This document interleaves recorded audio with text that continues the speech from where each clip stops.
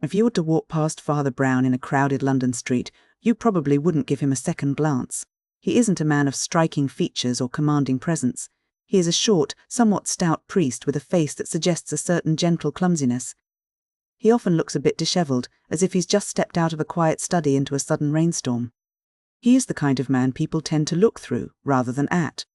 But this unassuming appearance is exactly why he is so dangerous to the criminal element. Father Brown doesn't solve crimes by examining fingerprints or analysing blood spatter in a laboratory. Instead, he solves them by understanding the human soul and the messy, complicated nature of sin. In G.K. Chesterton's collection, The Innocence of Father Brown, we find a detective who operates on a completely different frequency than the famous Sherlock Holmes. Where Holmes uses cold, scientific deduction to piece together physical evidence, Father Brown uses a kind of spiritual intuition. He understands that a crime is not just a puzzle of mechanics, but a symptom of a person's internal struggle. He looks at a crime scene and doesn't just ask how it was done, but why a human being would choose to do it.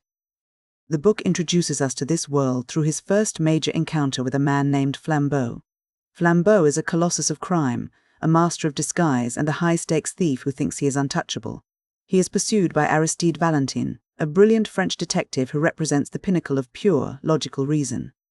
Valentin is a man who believes that every mystery can be solved through observation and the application of logic. He tracks Flambeau through the shadows of London, using subtle environmental clues that most people would miss. But Valentin finds himself constantly one step behind. It turns out that Father Brown has already outmaneuvered him. Brown doesn't use logic to track Flambeau, he uses his own persona. He adopts the role of a celibate simpleton, a man so unremarkable and harmless that people forget he is even in the room. While Valentin is busy looking for sophisticated clues, Brown is simply watching. He understands the psychology of the thief, the way a criminal moves when they think no one is looking. In a tense confrontation on Hampstead Heath, Brown reveals his hand. He hasn't just been watching the thief, he has been orchestrating the environment, using the police as a trap to corner Flambeau. It's a moment that establishes the core tension of the book, the difference between the detective who sees the world as it appears and the priest who sees the world as it truly is. As the stories progress, the scale of the mysteries shifts from simple thefts to deeply unsettling murders, and Brown's methods become even more psychological. Chesterton often places Brown in situations where the physical evidence seems to point in one direction, but the human heart points in another. While detectives like Valentin rely on the how of the crime, the footprints, the locked doors, the timing, Brown focuses on the who in a spiritual sense. He looks for the mask that the criminal is wearing, whether that mask is one of high social standing, professional duty, or feigned innocence. This theme of the mask becomes the heartbeat of the entire collection. Chesterton is obsessed with the idea that everyone wears a disguise, whether it's a literal mask or a social one. Brown realizes that the wealthy and powerful are often completely blind to the people who serve them. To the elite, the staff and the commoners are essentially invisible, part of the furniture.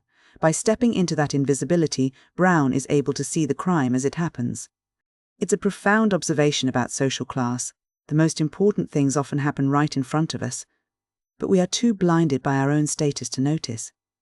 Brown's investigations often lead him into the darker corners of human nature, where the line between a mistake and a murder is incredibly thin. He encounters criminals who use the invisibility of their profession to slip through the world unnoticed because they look like they belong there. He unravels cases that look like straightforward accidents or suicides, only to discover a deeper, more human truth. In these moments, Brown's role is not just to catch a criminal, but to uncover the truth of a human life. In some of the more complex narratives, Brown discovers what could be called a collision of crimes. He finds that a tragedy isn't always the result of one person's master plan, but sometimes the intersection of two different, unrelated motives. This is where Brown's intuition shines.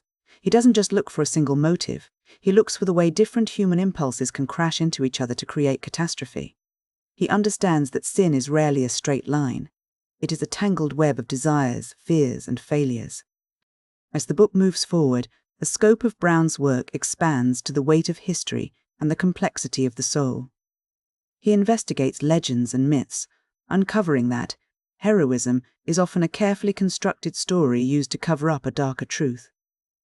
It's a chilling thought, that the very stories we use to build our identity can be masks used to hide deep, dark secrets.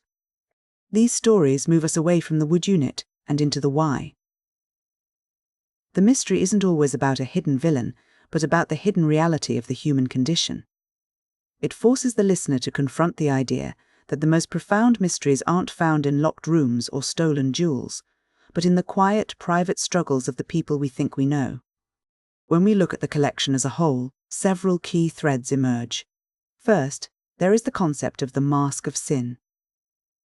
Chesterton suggests that both the criminal and the saint wear disguises. The criminal wears a mask of innocence or invisibility to hide their intent, while sometimes even the good people wear masks of righteousness to hide their own failings. Brown's gift is his ability to look through these layers. Then, there is the tension between reason and intuition. We see this play out in the contrast between the logical, scientific methods of detectives like Valentine and the intuitive, almost theological approach of Father Brown.